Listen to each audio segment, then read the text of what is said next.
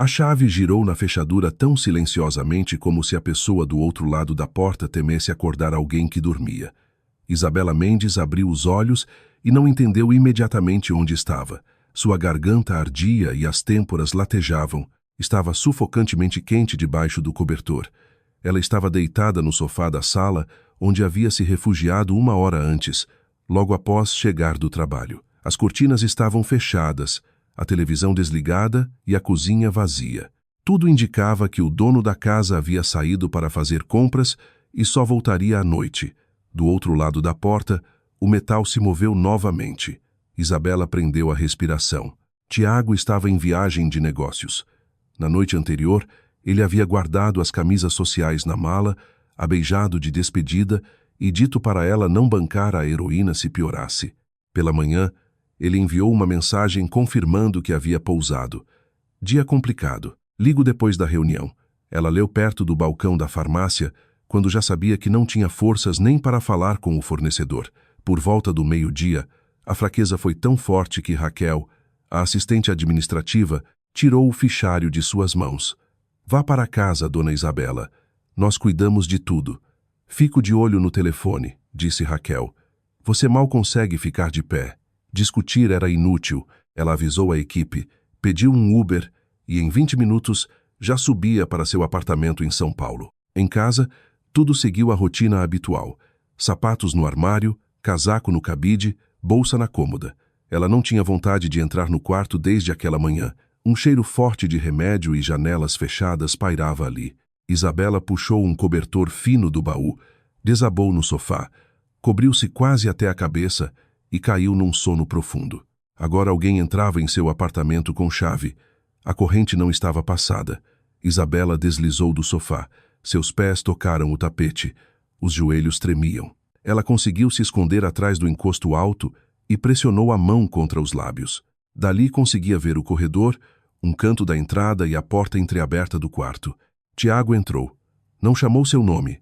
Não disse o habitual, cheguei. Não acendeu a luz. Usava a jaqueta de viagem que havia levado no dia anterior. Tirou os sapatos, deixou-os virados para a porta e escutou atentamente. Isabela não se mexeu. Seu marido passou direto pela sala.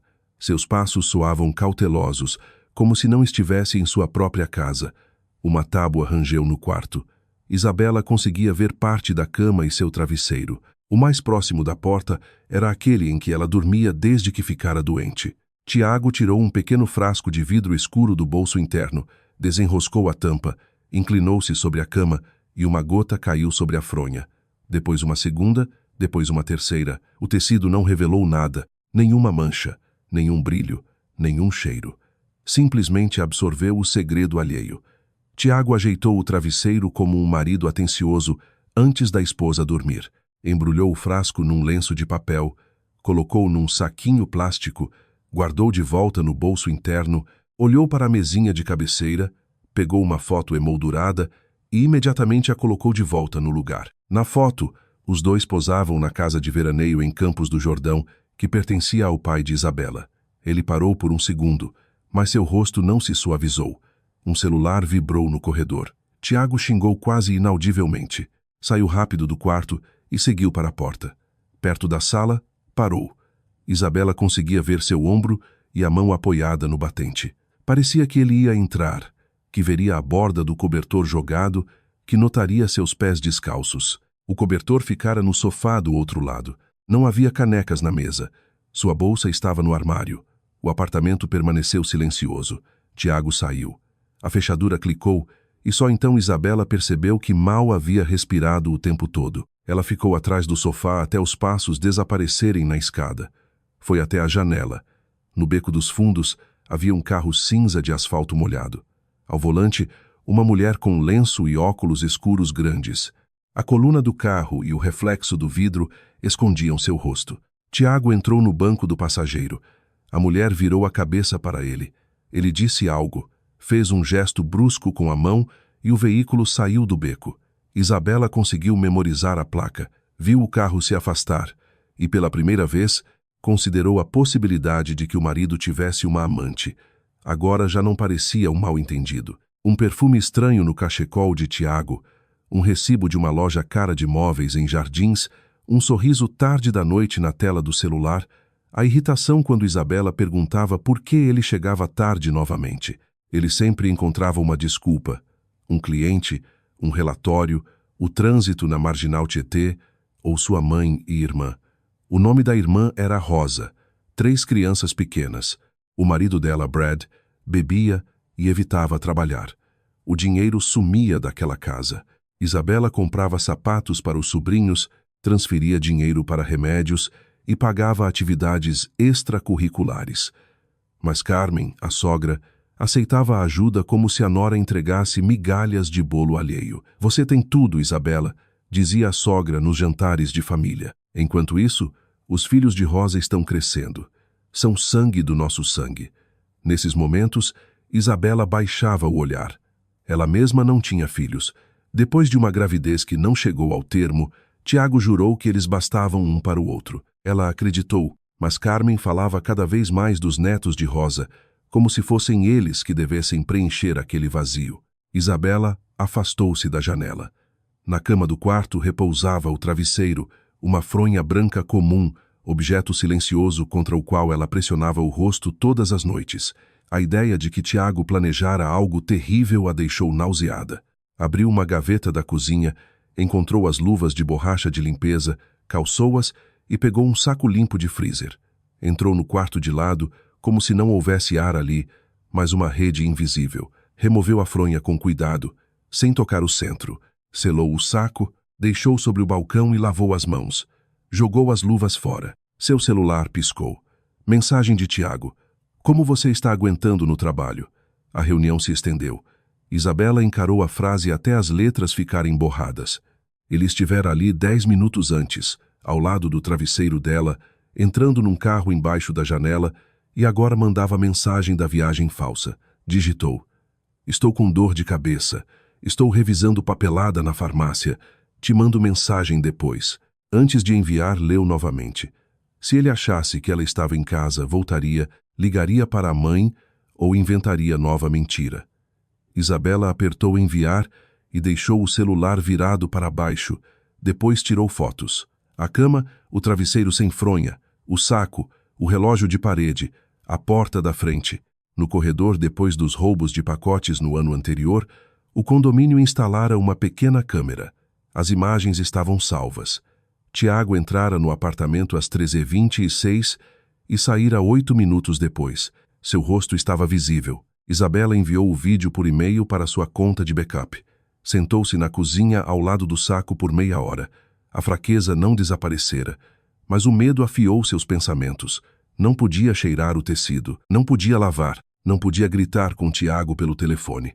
Tinha que ligar para alguém. A primeira pessoa que discou foi sua amiga Helena. "Onde você está?" perguntou a amiga. Sua voz está rouca. "Estou em casa, Helena. Se um líquido desconhecido foi derramado num travesseiro, pode ser perigoso." A pausa foi maior que a resposta. "Quem derramou, Tiago? Mas eu pensei que ele estava em viagem." "Eu também. Toquei o tecido com luvas. Não abra o saco. Não cheire. Tranque o quarto e venha me ver. Traga as gravações." Isabela pegou o saco, sua carteira de motorista e o prontuário médico. Deixou o velho iPad na mesa de centro. Estava quase sem bateria. Antes de sair, viu o molho de chaves reserva de Tiago pendurado no gancho da entrada. Estavam no lugar. Isso significava que ele entrara com outra chave. Um mês antes, Tiago insistira em trocar a fechadura. O chaveiro viera à tarde, quando Isabela estava presa com um fornecedor. Deram 2 molhos de chaves. Ninguém mencionara um terceiro. Na escada, cruzou com Dona Luísa. "Isabela, você está em casa? Pensei que tivesse passado mal no trabalho. Pedi para sair mais cedo. Seu marido passou aqui com uma mulher no carro. Até pensei que a viagem de negócios tinha sido curta demais. Você viu o rosto dela? Lenço e óculos escuros. Não parecia amante, para ser sincera. Estava sentada como se fosse a chefe." Isabela tentou sorrir. Se Tiago perguntar, "Você não me viu?" Dona Luísa franziu a testa. "Entendido. Me ligue se precisar de alguma coisa." Na clínica, Helena pegou o saco, ligou para o Dr. Roberto, o toxicologista do laboratório, e marcou uma análise preliminar. Depois forçou Isabela a ligar para Marta Oliveira, advogada e velha conhecida de seu pai. Fale com calma, disse Marta sem pular a conclusões. Só os fatos. Isabela contou tudo. A tontura, o sofá, a chave, Tiago, o frasco, o travesseiro, o carro, a mensagem da suposta viagem de negócios. Não volte para casa sozinha. Tenho que voltar. Se eu não voltar, Tiago vai desconfiar. Então não inicie nenhuma conversa com ele sobre o que aconteceu. Entregue o tecido ao especialista. Faça cópias das gravações. Não seja a primeira a ligar para seu marido. O Dr. Roberto recolheu o saco 1 hora depois.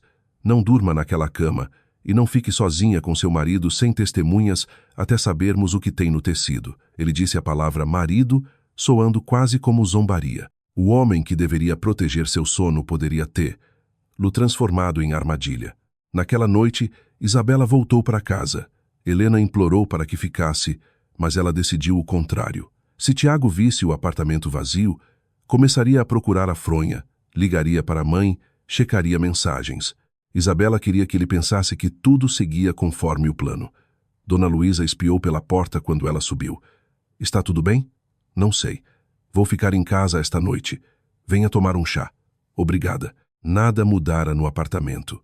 Isabela trancou a porta, passou a corrente, foi ao quarto, abriu a janela e pegou uma fronha limpa do armário. Não colocou no travesseiro anterior. Pegou outro do jogo de hóspedes e levou para o sofá. Dormir no quarto era impossível. Tiago ligou às 9 da noite. Isabela ativou a gravação no celular e atendeu. Como você está? Melhor. Passei na casa da Helena. Para quê? Garganta, tosse. Podia ter me mandado mensagem. Você está em reuniões e eu me preocupo mesmo assim. Não precisa. Falamos amanhã. Você está em casa? Sim. Uma pausa. Vai dormir no quarto? Isabela olhou para a porta fechada. Não. Respiro melhor na sala, mas você sempre diz que o sofá machuca suas costas. Hoje tudo dói. Faça como quiser. Volto tarde amanhã, acho. Tudo bem. O quê? Não se obceque com coisas. Você tem estado muito ansiosa ultimamente. Tenho certeza de que é só cansaço. Descanse. Ele desligou. Isabela ficou sentada no sofá com o celular na mão. Antes, depois dessas ligações, ela sentia falta dele. Agora ouvia irritação na voz, não preocupação. Incomodava-o que ela não tivesse ido dormir no quarto. A hora se arrastou interminavelmente. Tentou beber chá de ervas, mas a água esfriou sem que ela tocasse. Então seu olhar caiu sobre o iPad compartilhado que estava na mesa de centro ao lado do controle remoto. Há muito tempo eles haviam sincronizado com o celular de Tiago para compras compartilhadas, calendário familiar e listas de remédios de Carmen. O iPad estava descarregado havia um tempo, mas Isabela mecanicamente o plugou no carregador. A tela ganhou vida. Uma janela do iMessage se abriu. Aparentemente Tiago fora o último a usar o tablet e não havia feito logout. Isabela quis fechar o app. Sentia nojo só de pensar em ler mensagens alheias, mas no topo estava uma conversa com a mãe dele. A última linha podia ser lida sem nem tocar na tela. Eu fiz. Isabela congelou. Abriu o chat. As mensagens acertaram como golpes. Tiago respondera. Sim, perguntara Carmen do lado dela. Sim, só que ela volta hoje à noite. Entendido. Ela está no trabalho. Vai dormir hoje à noite. O importante é que você não fale de divórcio e se não der certo vai dar. Ela já teve uma crise antes. O médico vai confirmar depois que foi alergia. Bárbara está me pressionando. Ela precisa de certezas. Bárbara espera. Depois do divórcio, você fica com quase nada. Depois do funeral, tudo vai ser seu. Rosa e as crianças não podem esperar mais. Isabela releu a última linha e depois novamente. Do outro lado da parede, alguém abriu uma torneira. Lá fora, uma porta de carro bateu. Em seu apartamento, o silêncio ficou tão denso que o estalo do carregador do iPad podia ser ouvido. Não era só uma amante. Não era um acesso de raiva. Não era uma mentira acidental. A mãe de Tiago planejava sua morte para abrir espaço para a filha, os 3 netos e um filho que temia sair de mãos vazias. Isabela tirou lentamente o anel e o deixou na mesa ao lado do iPad. A tela escureceu, mas as palavras já estavam gravadas em sua mente. Ao amanhecer, Isabela percebeu que uma noite podia durar mais que a escuridão. Não conseguiu dormir. Ficou sentada no sofá da sala, enrolada no cobertor, olhando para o iPad, onde as mensagens de outros haviam deixado de ser apenas mensagens. Nelas falavam de seu travesseiro, de sua morte, de seu apartamento. Às 6, o filho da vizinha acordou. Embaixo, a porta do saguão bateu. Um prédio de apartamentos comum começava um novo dia, mas Isabela permanecia presa no horror do dia anterior. Levantou-se, acendeu a chaleira e imediatamente apagou. Sentiu vontade de esfregar o chão, de jogar a cama no lixo, de apagar tudo que Tiago já tocara do apartamento. Em vez disso, encaminhou para si mesma as capturas de tela da conversa, o vídeo da câmera, as fotos do travesseiro e a placa do carro no beco. Às 8, Marta ligou. "Como você está se sentindo?" perguntou a advogada sem rodeios. "Viva! Onde passou a noite?" "Em casa, na sala." Um breve suspiro se ouviu do outro lado. "Eu pedi para você não ficar sozinha. Se eu desaparecesse, ele saberia. Precisava que Tiago acreditasse que tudo seguia o plano. Então, absolutamente nenhuma acusação ao seu marido hoje. Não discuta com sua sogra. Vamos garantir as provas." Pegamos o laudo do Dr. Roberto e depois registramos o boletim de ocorrência sem fazer cena, estritamente pelos canais legais. Isabela olhou para a porta do quarto. "E se ele voltar mais cedo, você me liga e a vizinha que o viu perto do prédio." Dona Luísa abriu a porta quase imediatamente, como se esperasse uma batida. Estava de hobby, com uma caneca de café na mão. Entre logo, Isabela disse: "Você parece que pertence a qualquer lugar menos parada aqui no corredor." Isabela não entrou. Só mostrou o celular. "Se você vir Tiago, a mãe dele ou aquele carro hoje, me ligue e não conte a ninguém que estou em casa." "Você está em apuros?" A pergunta soou simples, sem curiosidade mórbida. "Parece que sim. Então você tem meu número. Além disso, tenho um olho mágico limpo, boa memória e sei manter a boca fechada." No meio da manhã, Helena mandou mensagem: "Venha. O Dr. Roberto está pronto para nos dar uma atualização preliminar." A clínica cheirava a álcool e café. Helena a encontrou na entrada de serviço. Levou-a a uma sala pequena e fechou a porta. "Sente-se primeiro. Fale." Helena colocou um saco plástico transparente de evidência à frente dela. "Isso não é laudo forense oficial, mas há vestígios de uma substância no tecido capaz de provocar reação grave em pessoa com sensibilidade confirmada. Num ambiente doméstico, algo assim não vai parar numa fronha por acidente." Isabela encarou o papel, mas não conseguia juntar as letras. "Ele queria que eu sufocasse." Helena não tentou suavizar. "Ele queria que você deitasse num travesseiro encharcado. Os especialistas vão determinar o resto. Estou falando como médica, mas como amiga agora, eu iria atrás dele e quebraria aquela cara calma. Mas não precisamos de impulso. Precisamos de resultados." Marta chegou à clínica meia hora depois. Revisou a conversa, o vídeo da câmera, a foto, o laudo preliminar. Leu a frase de Carmen sobre o funeral 2 vezes. "Sua sogra é muito imprudente. Não pensou que você leria isso." Redigiram o boletim de ocorrência sem deixar as emoções tomarem conta. A advogada se ateve aos fatos. A saída mais cedo do trabalho, a entrada furtiva do cônjuge, o líquido na fronha, as imagens da câmera, as mensagens com a mãe, o medo pela vida. Na delegacia, aceitaram os documentos com calma. Ninguém prometeu prisão imediata. Isabela temia circo midiático, mas encontrou o procedimento asséptico que representava o primeiro passo para se proteger. Após as formalidades, Marta a acompanhou até o carro. "Agora vem a parte mais difícil: não se entregar. Seu silêncio tem que parecer resultado da doença, não de saber a verdade. E outra coisa, não vá atrás da amante." Isabela olhou para cima. "Por que você acha que eu planejava fazer isso?" "Porque você é a esposa dele." Em casa, Isabela abriu o armário de Tiago, não mais como esposa procurando provas, mas como mulher tentando entender a vida estrangeira que se desenrolava ao lado da dela. No bolso de um paletó, encontrou o recibo da loja de móveis. A data batia com a viagem falsa da última vez.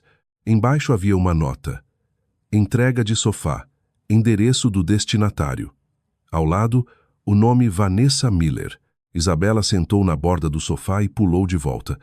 Era impossível ficar sentada ali. Um mês antes, Tiago discutira com ela sobre o velho sofá da sala. Deveríamos atualizar os móveis, dissera ele. Para quê? O nosso ainda está bom. Você se apega a tudo, até a coisas.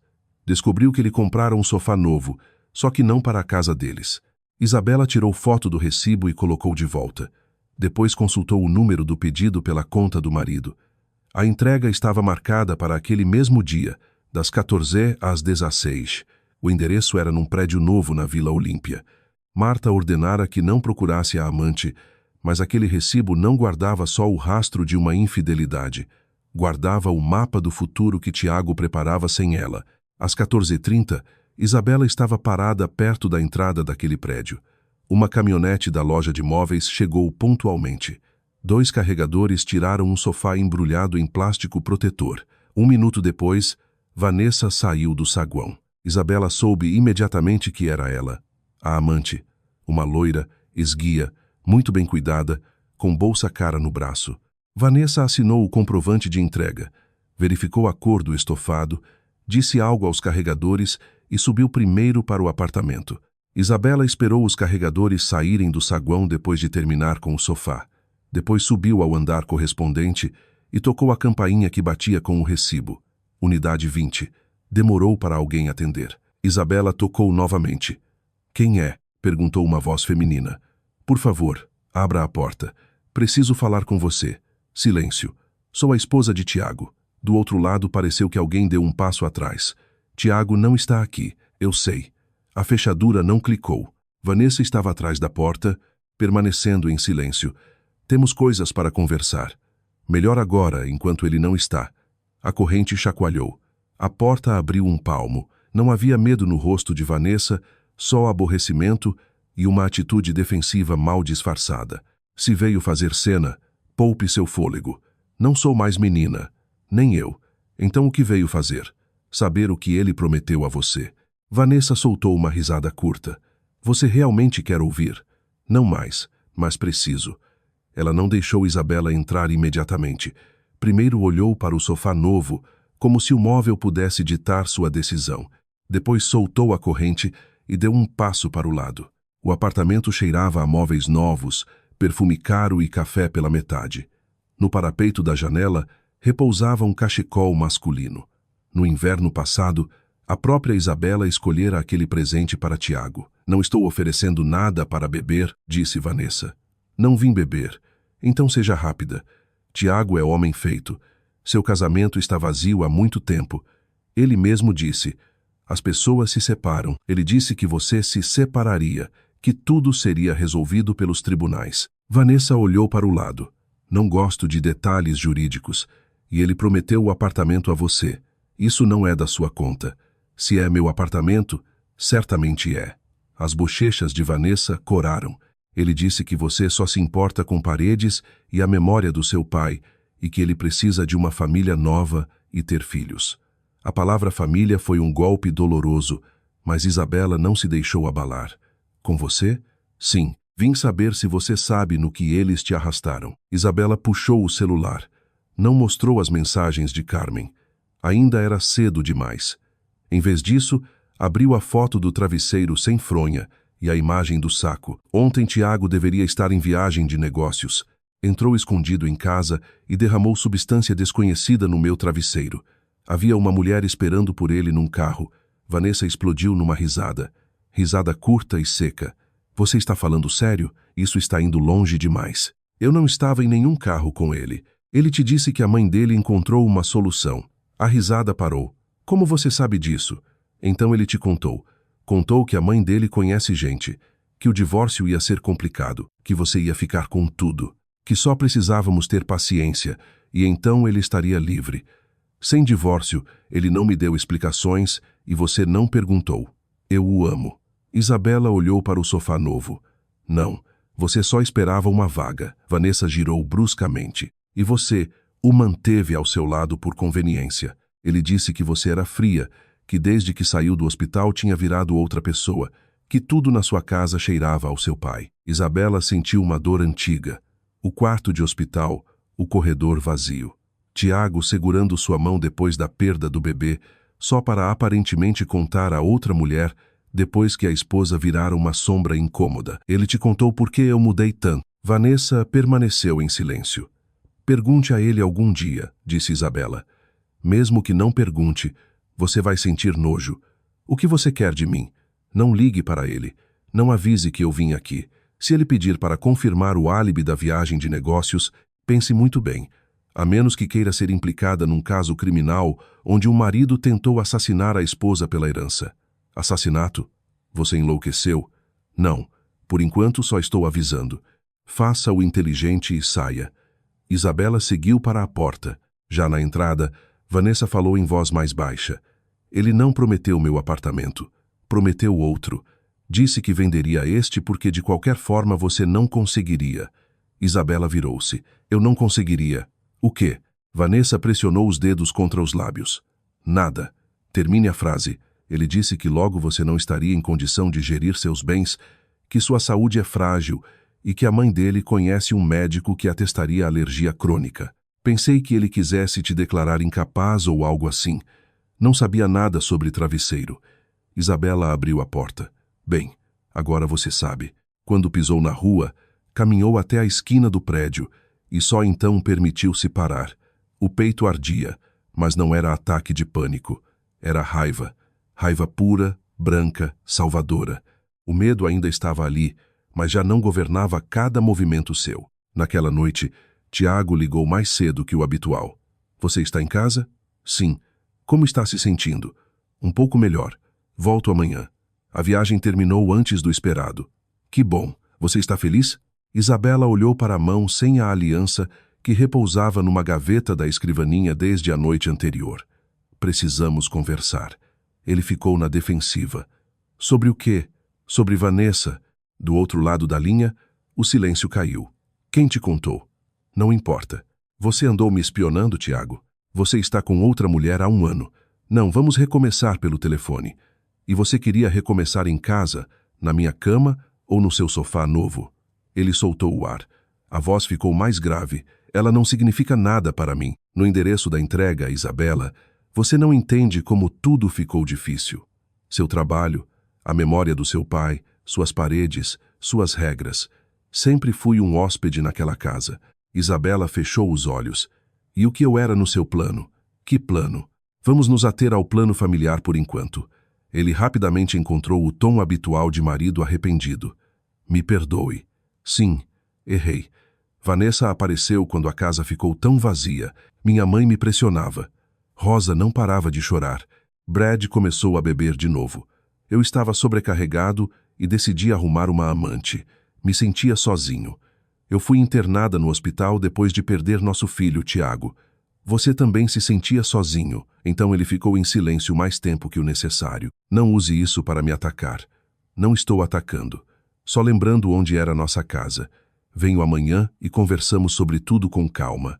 Venha, mas não prometo calma. Ela foi a primeira a desligar. Tarde da noite, a campainha tocou.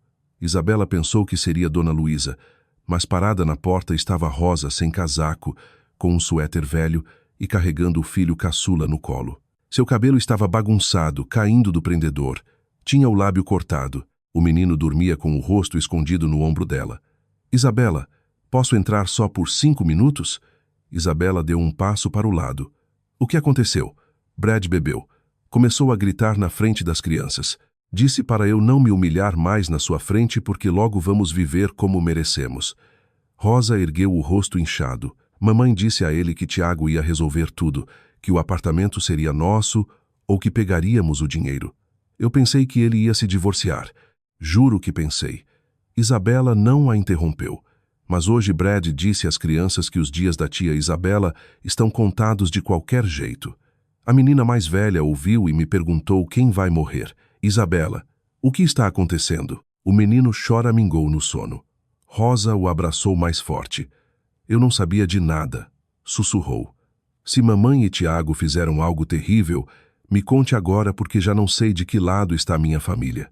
Isabela olhou para a porta do quarto fechado, para o sofá onde passara a noite, para a mulher com a criança na porta, e pela primeira vez em 2 dias entendeu. As mentiras de Tiago já haviam escapado do casamento e arrastavam todos ao redor.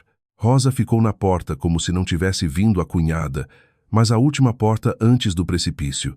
Seu filho caçula dormia em seus braços. A criança respirava contra seu ombro e se sobressaltava como se nem o sono pudesse protegê-lo dos gritos recentes. Atrás, Rosa estendia a escuridão do corredor. Isabela recuou. Entre. Rosa cruzou o limiar e imediatamente olhou para o quarto fechado. No sofá havia um cobertor. Ao lado, uma caneca com chá intocado.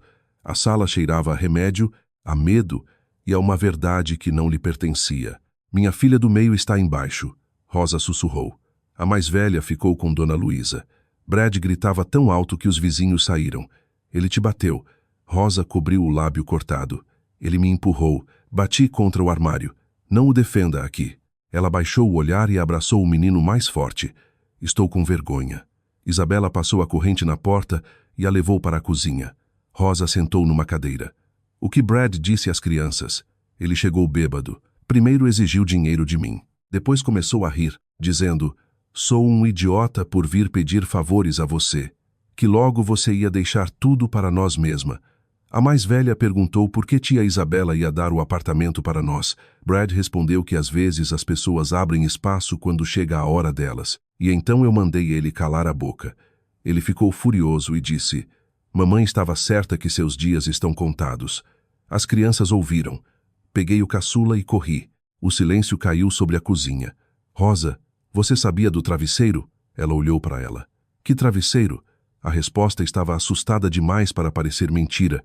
Isabela tirou o celular e abriu a foto da fronha no saco. Naquele dia, Tiago deveria estar em viagem de negócios. Veio aqui quando achou que eu não estava. Derramou algo no meu travesseiro e saiu. Um carro esperava por ele. Rosa olhou a foto e depois para a porta do quarto. Não engasgou nem desabou. Tiago não seria capaz disso. Sua mãe mandou mensagem dizendo que depois do divórcio, ele sairia com quase nada. Mas depois do funeral, tudo seria dele. Rosa cobriu a boca com a mão. O menino se assustou e ela começou a balançar, lo mais rápido. Mamãe disse que tudo ia se resolver logo. Sussurrou. Pensei que Tiago ia se divorciar. Ela me disse que as crianças teriam uma vida normal, que meu irmão finalmente se lembrara do próprio sangue, e você pensou que meu apartamento poderia ser seu. Lágrimas rolaram pelo rosto de Rosa. Eu pensava que você era rica e forte, que superaria como sempre. Essas palavras doeram mais que uma acusação. Superar o quê? O divórcio? A humilhação? Ou meu próprio funeral? Eu não sabia, Rosa soluçou. Juro para você, Isabela. Queria acreditar que tudo seria feito legalmente, que ele sairia, pegaria sua parte e alugaríamos um lugar. Proibi-me de pensar que você poderia morrer. Isabela sentou-se à frente dela. Carmen não estava salvando vocês. Estava usando vocês como escudo. Ela é minha mãe. Sim, por isso é mais difícil para você ver a verdade. O celular de Rosa vibrou na mesa. O nome de Brad apareceu na tela. Ela estremeceu. Se eu não atender, ele vem me procurar aqui, sussurrou. Coloque no viva voz. Rosa atendeu. Onde você está? Rugiu o marido. Na casa da rica Isabela. Ele pegou o próprio telefone e ligou o gravador. Não grite. As crianças podem te ouvir, Rosa disse baixinho. Não me importo.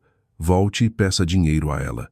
De qualquer forma, se toda a fortuna dela vai ser nossa logo, ela pode dar um adiantamento. Brad, cale a boca. Sua querida mamãe disse isso. O acordo está quase fechado. Tiago não é burro. Vai pegar o que é dele. Ninguém liga para aquela mulher sem filhos.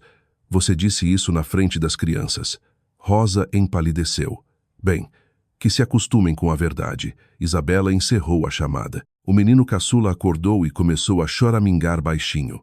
Rosa o apertou contra o peito.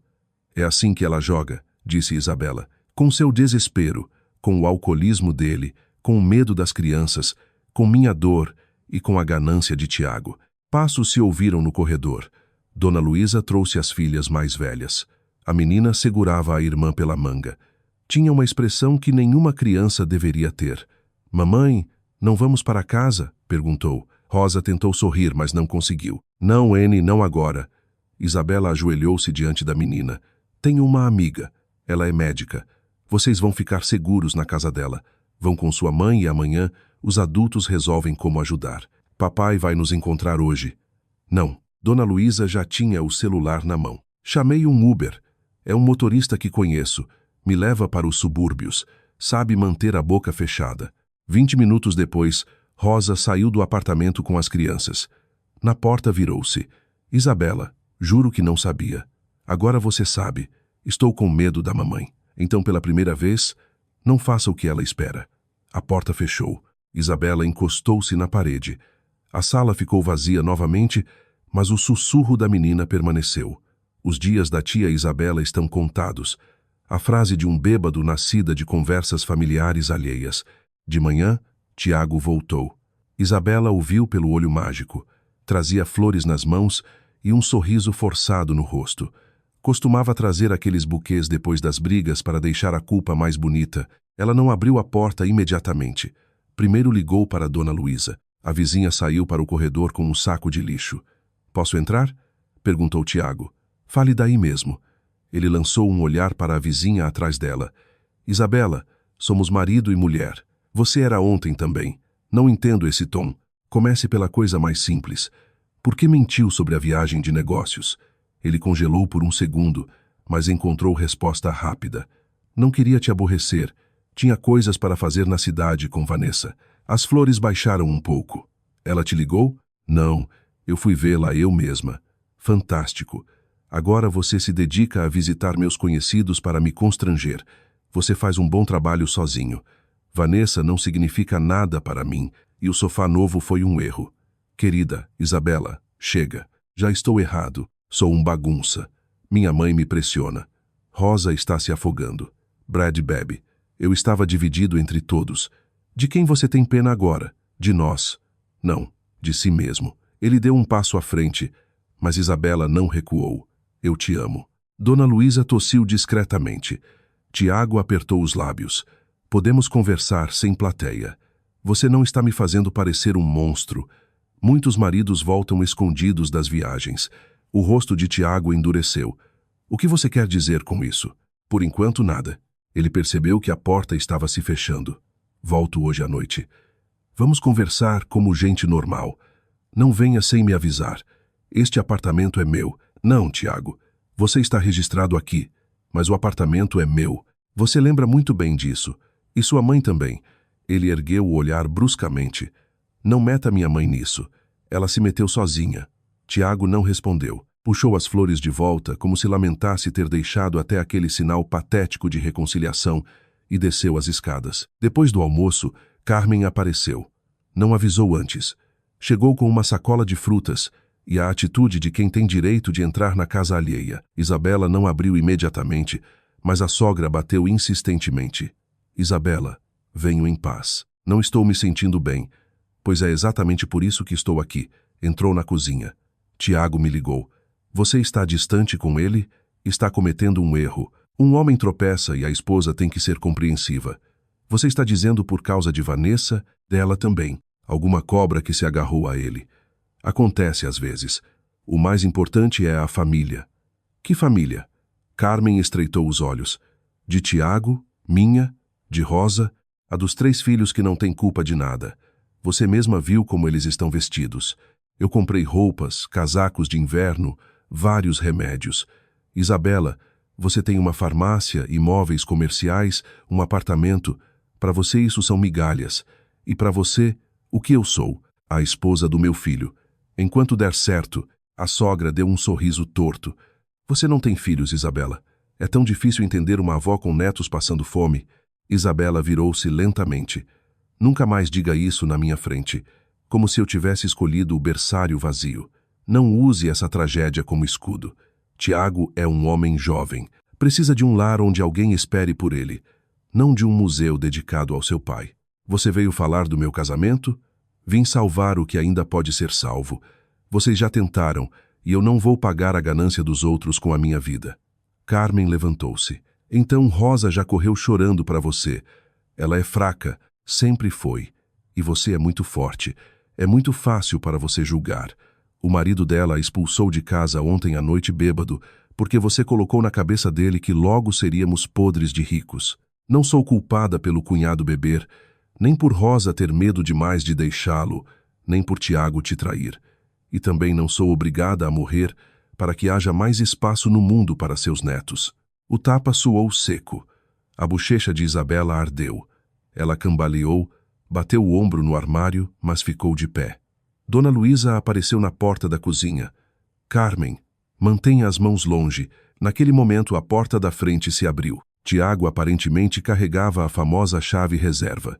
Congelou na entrada. Sua mãe estava ao lado da mesa. Isabela segurava a bochecha. A vizinha bloqueava o caminho. "O que está acontecendo aqui?" perguntou. "Sua esposa está desrespeitando sua mãe", disse Carmen. Tiago nem olhou para Isabela.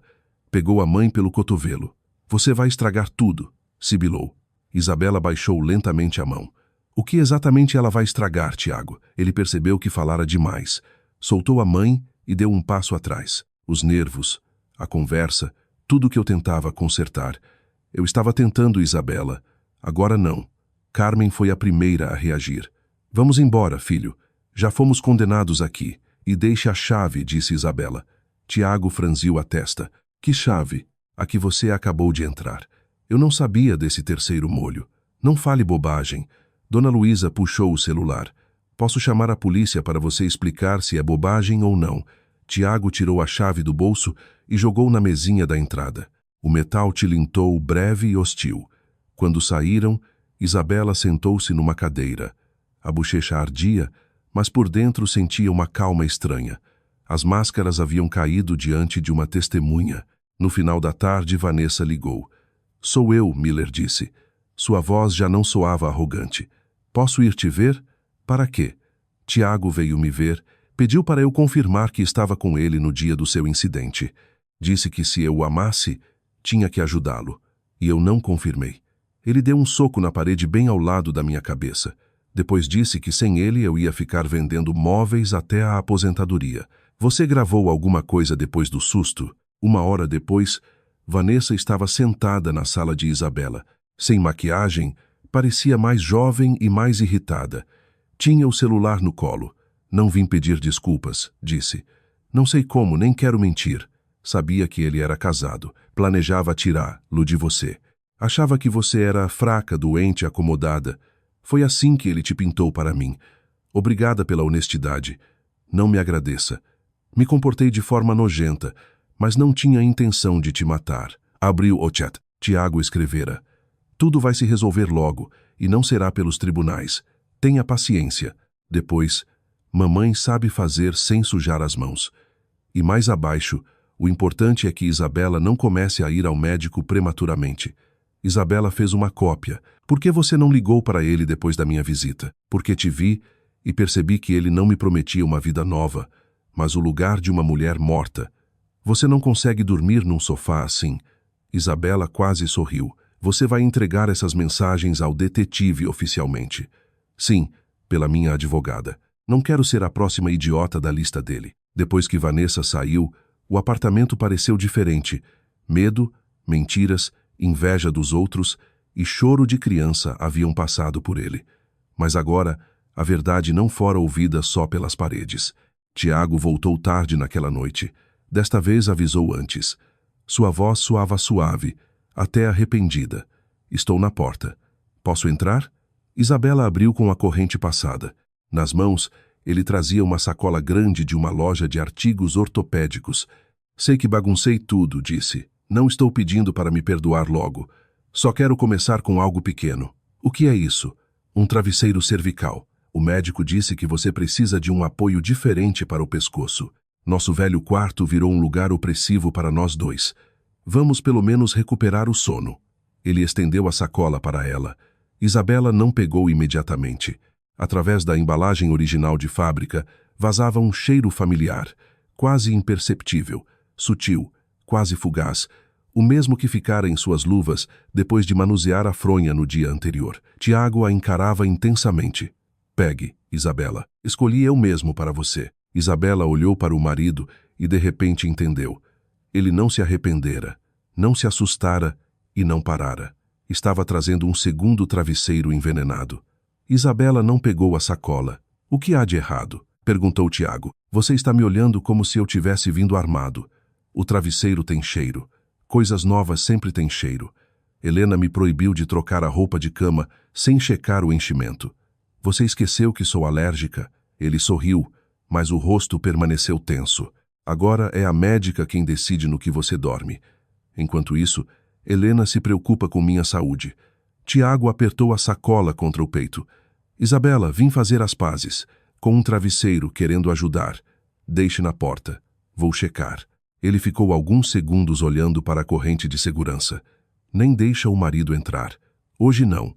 Por causa de Vanessa e por causa de suas ações na escada. O trinco de Dona Luísa clicou, mas a vizinha não saiu. Apenas fez saber que estava por perto. Tudo bem, disse ele baixinho. Deixo aqui, mas não jogue fora. É caro. Escolhi eu. A sacola pousou no capacho em frente à porta. Tiago ficou no corredor por um tempo como se esperasse Isabela mudar de ideia. Depois seus passos desceram as escadas. Ela fechou a porta, passou a corrente e encostou-se na parede. A primeira vez podia ser justificada como desespero, como pressão dos outros, como loucura. O segundo presente não deixava espaço para misericórdia. Dona Luísa ligou depois de 1 minuto. Ele foi embora. O que fazemos com a sacola?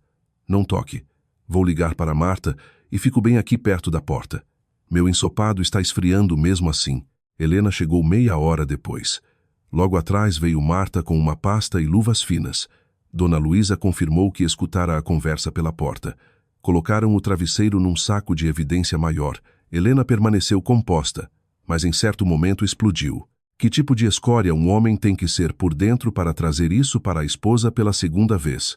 Não é escória, disse Isabela. É cálculo.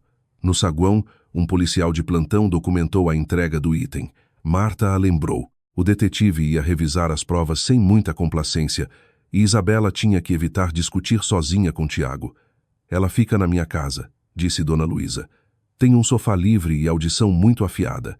De manhã, Isabela acordou no sofá da vizinha.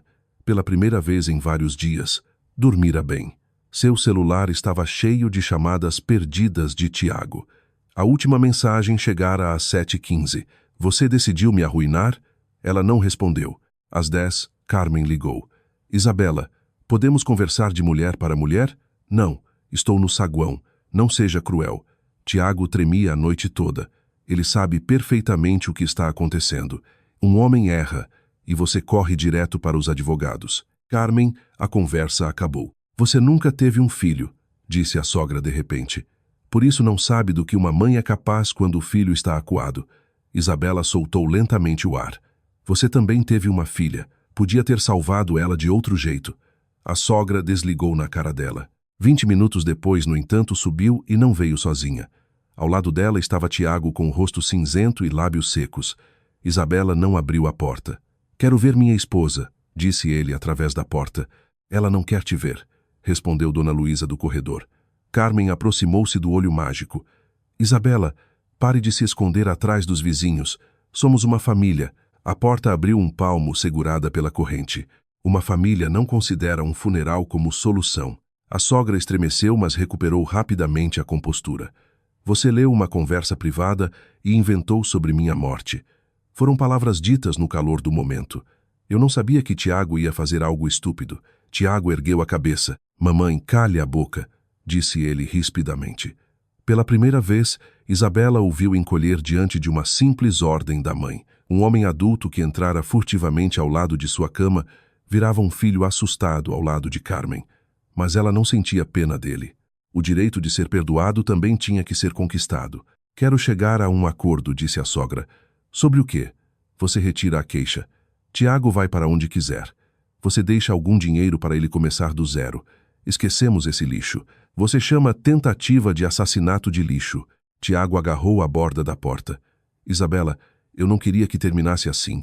Ela olhou direto no rosto dele. E como você imaginava minha manhã? Vamos supor que tudo tivesse dado certo para você. Você teria entrado no quarto? Teria ligado para o 190? Teria abraçado meu corpo sem vida? Ou teria mandado mensagem para sua mãe logo em seguida? Carmen ofegou. Pare. Não quero ouvir. Tiago deu um passo atrás. Não havia resposta. Por isso não retiro a queixa, disse Isabela e fechou a porta. Do outro lado, ouviu-se um baque surdo de mão batendo no batente. Você vai se arrepender, disse a sogra agora, sem qualquer traço de doçura. Isso está sendo gravado, informou Dona Luísa calmamente. Os passos recuaram escada abaixo. Depois do almoço, Vanessa ligou. Não havia traço de sua arrogância anterior na voz. Tiago está na sua casa? Sim, chegou há 1 hora. Primeiro implorou para eu deixar ele entrar. Depois disse que tenho obrigação de ajudá-lo. Está convencido de que você tirou tudo dele. Se estiver com medo, vá para a casa da vizinha. Já estou com medo. Ao fundo, uma porta bateu. Vanessa. Uma voz masculina chamou. Com quem você está falando? Vanessa baixou a voz. Ele está pedindo dinheiro. Diz que tem que ir para longe. Não vou dar. Não quero mais nada com ele. Isabela escutou Tiago. Diga a ela que estávamos juntos aquele dia. Vanessa não respondeu e já não falava no telefone. Você me queria como esposa viva, Tiago, não como substituta de uma mulher morta. Um silêncio pesado caiu. Depois ouviu-se um estrondo. Ele deu soco no armário. Vanessa sussurrou. Liguei o gravador. Saia daí agora.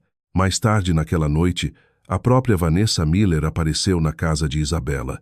Usava um casaco cinza e perdera o antigo glamour. Segurava um pendrive na mão. Aqui está a conversa e as mensagens. Entregue à sua advogada.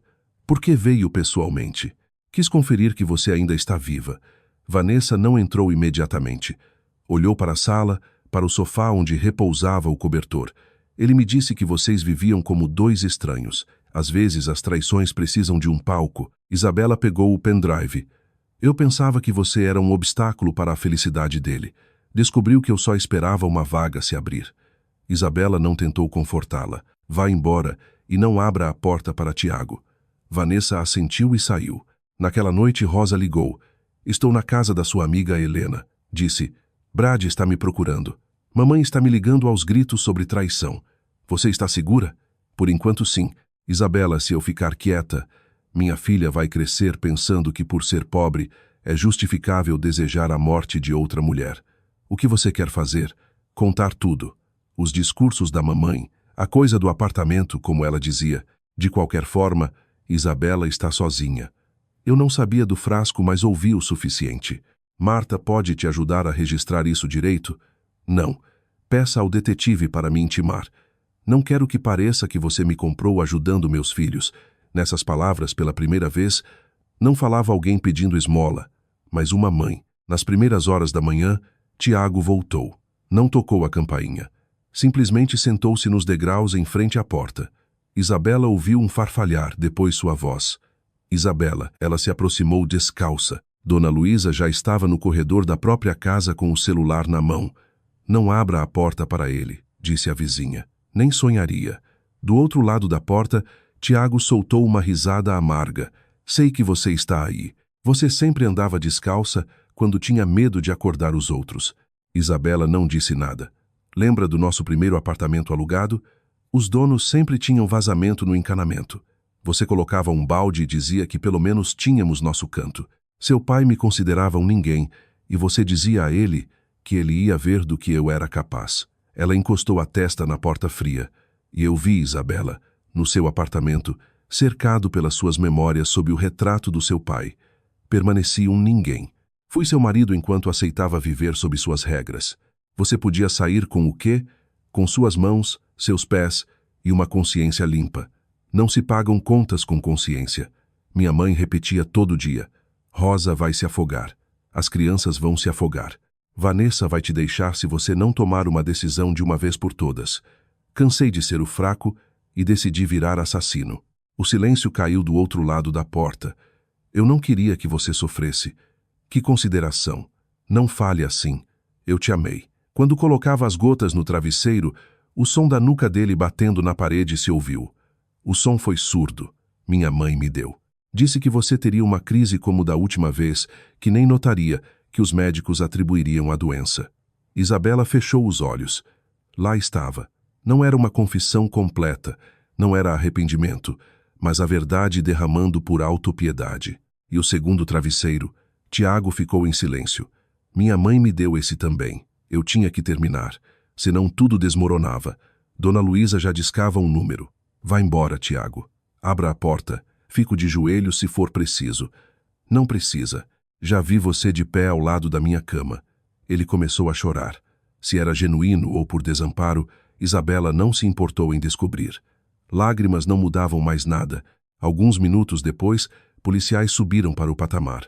Tiago tentou explicar que só viera falar com a esposa, que era uma briga conjugal exagerada, que não ameaçara ninguém. Dona Luísa entregou a gravação. Isabela não interveio. Ficou atrás da porta fechada, ouvindo os passos do marido recuando escada abaixo. Na manhã seguinte, Rosa foi ver a mãe. Isabela soube depois por Helena. Rosa levou as crianças porque não queria mais deixar, las com Brad.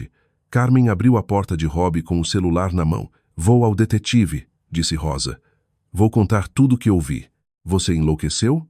Não. Finalmente recuperei a sanidade graças a ela.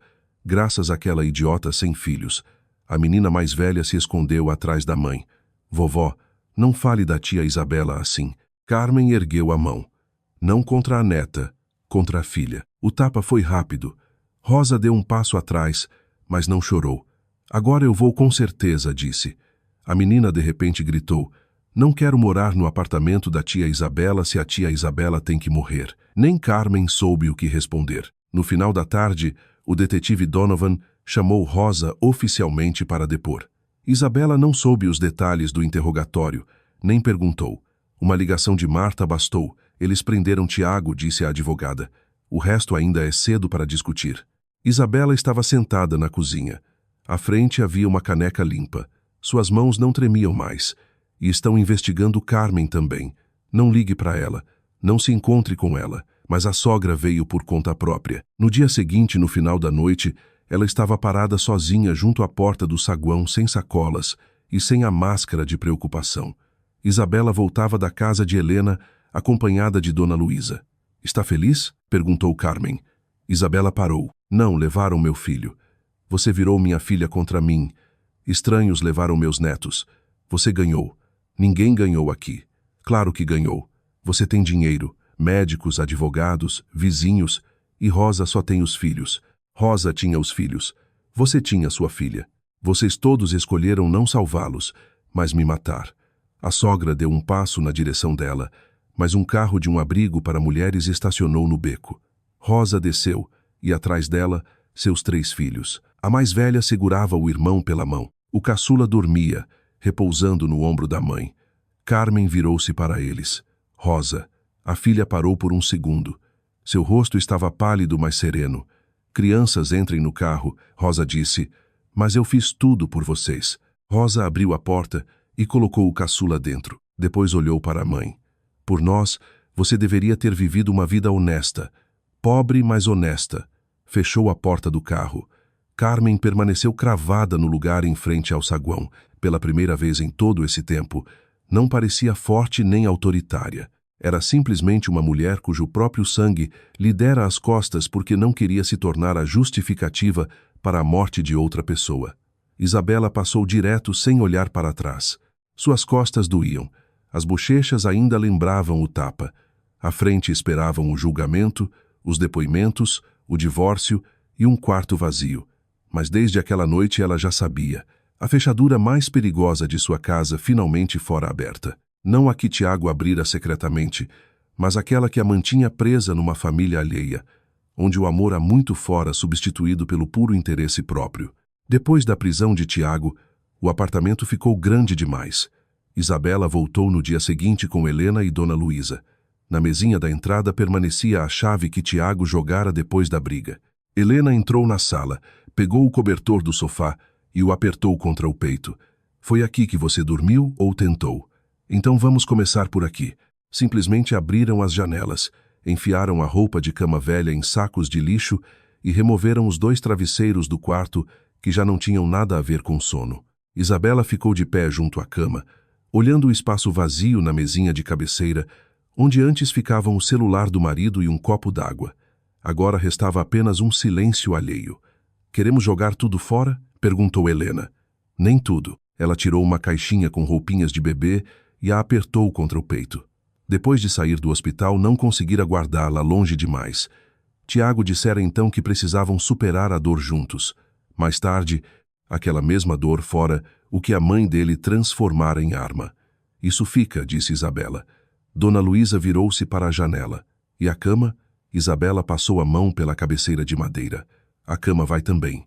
À tarde, os carregadores contratados por Marta chegaram. Helena vigiou para que não levassem o móvel errado. Dona Luísa trouxe um ensopado e disse que quem não come comete erros tolos.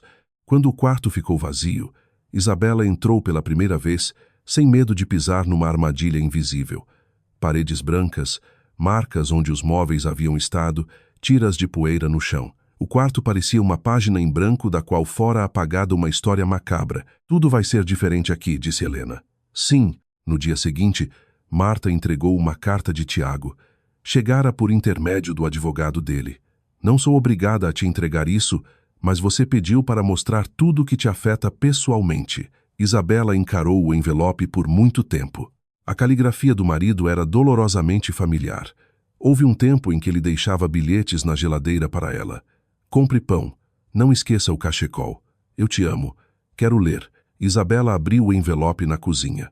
Tiago escreveu sobre a pressão da mãe, as dívidas de Rosa, as exigências de Vanessa e o medo de passar a vida inteira como marido de uma mulher com dinheiro, sem direito a uma vida própria. Lembrou do hospital, da casa em Campos do Jordão, e implorou para ela não ser impiedosa com ele no julgamento. Mas o principal faltava em toda a carta. Ele nunca escreveu uma única vez que desejara sua morte. Marta colocou o envelope de volta num envelope plástico. Isso também é uma resposta. Não, a resposta estava no travesseiro. Alguns dias depois, Vanessa ligou. Sua voz soava abafada, despida da antiga insolência. Preciso devolver uns brincos. Tiago comprou com a conta conjunta de vocês. Pelo que vi, entregue ao detetive. Quis fazer pessoalmente. Não precisa. Um longo silêncio caiu do outro lado. Fui demitida. Disseram que a loja de móveis não quer esse tipo de escândalo. Que engraçado. Quando você aceitava presentes do marido alheio, escândalos caíam bem. Isabela não respondeu. Fui uma idiota.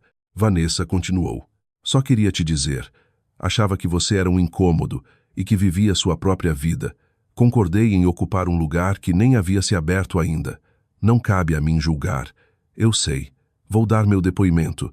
Tudo o que sei sem pedir nada em troca. Faça por você. O julgamento começou alguns meses depois.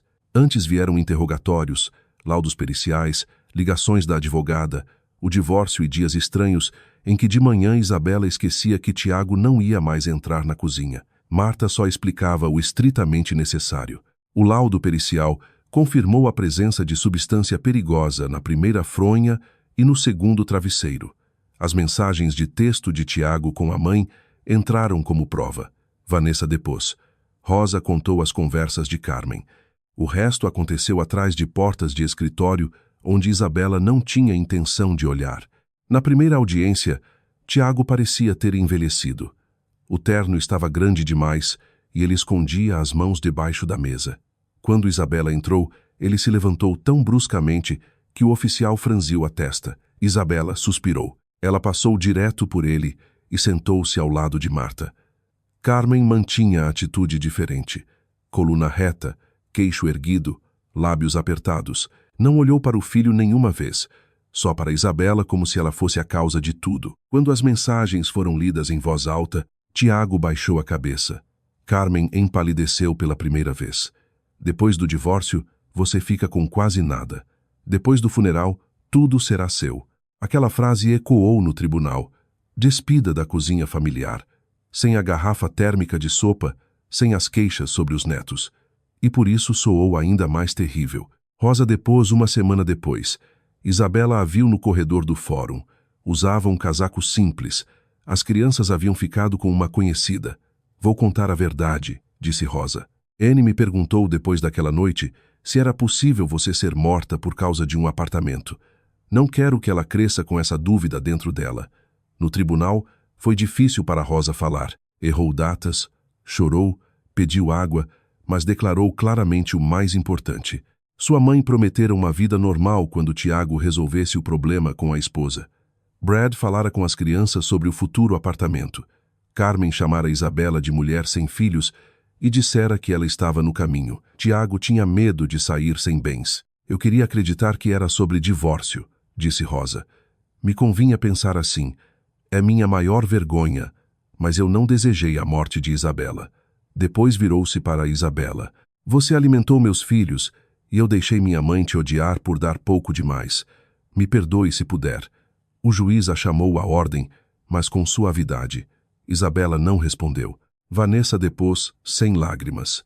Segurou-se na borda do banco das testemunhas, como se temesse dar um passo atrás. Tiago me prometeu que viveríamos juntos. Depôs. Disse que o divórcio não era financeiramente bom para ele. Depois disse que tudo ia ser consertado e não seria nos tribunais. Não perguntei o que aquilo significava. Me convinha não perguntar. Você tinha ciência da intenção dele de prejudicar a esposa? Perguntou a promotoria. Não. Quando entendi, já era tarde para fingir que era só a amante. Carmen escutava todos como se assistisse à desgraça dos outros. Mas quando chegou sua vez, sua voz tremeu inesperadamente. Eu só pensava nos meus netos, na minha filha, no fato de que meu filho passara anos vivendo na opulência alheia e não tinha nada de próprio. Por que ajudar seus netos tinha que começar com a morte de Isabela? Perguntou o promotor. Ela permaneceu em silêncio por muito tempo. Os ricos sempre sobrevivem de qualquer jeito, disse finalmente em voz baixa. Alguém abafou um suspiro no tribunal. Tiago cobriu o rosto com as mãos. Rosa saiu para o corredor. Isabela permaneceu imóvel. O que mais a impactou foi aquela falta de aceitação de culpa, o fato de que até o fim a sogra não entendera que não se tratava de riqueza, mas da própria vida. O veredito foi proferido no final da primavera. Tiago foi condenado à pena efetiva de prisão. Carmen também foi condenada como partícipe que não só sabia do plano, mas empurrara o filho a executá-lo. Brad teve que responder por ameaças e coerção doméstica, e Rosa pediu divórcio.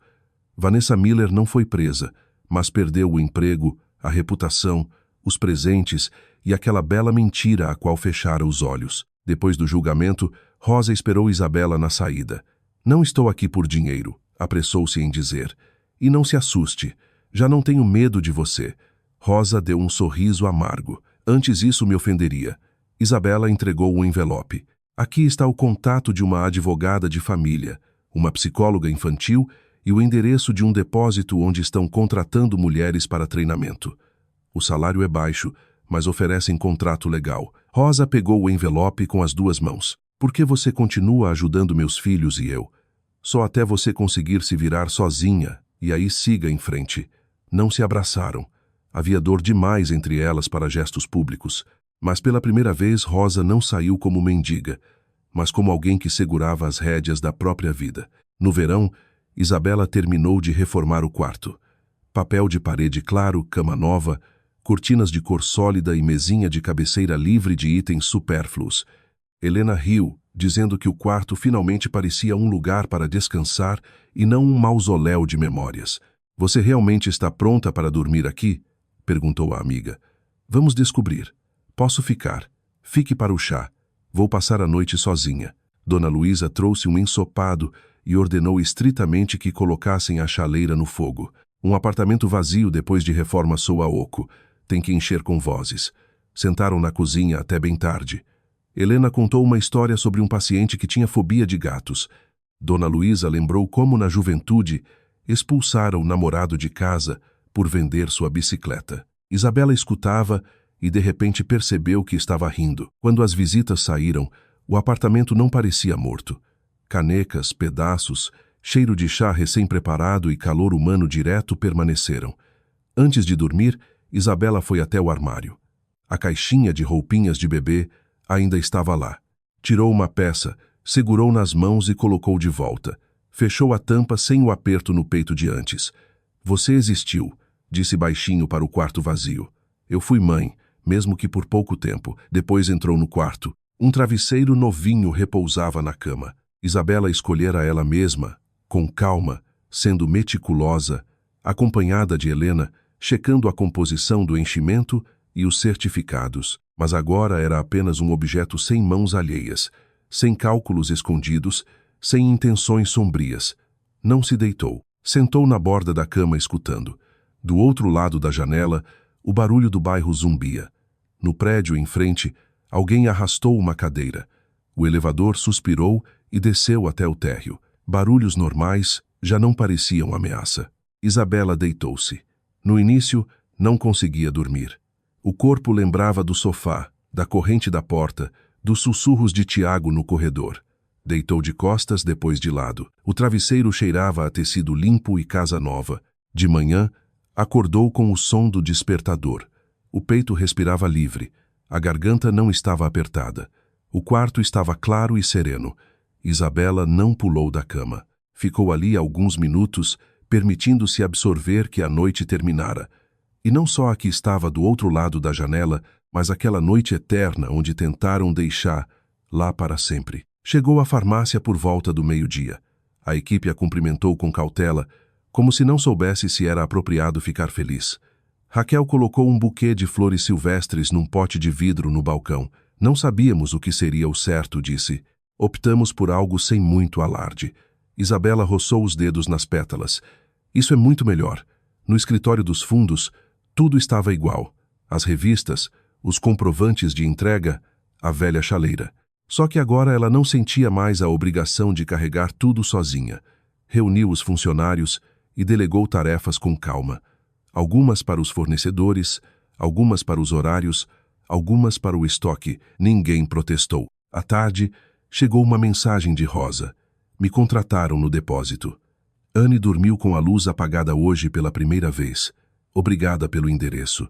Isabela encarou a tela por muito tempo. Depois digitou: proteja as crianças e a si mesma também. A resposta veio quase imediatamente. Trabalhando nisso. Desligou o celular e foi a última a trancar a farmácia.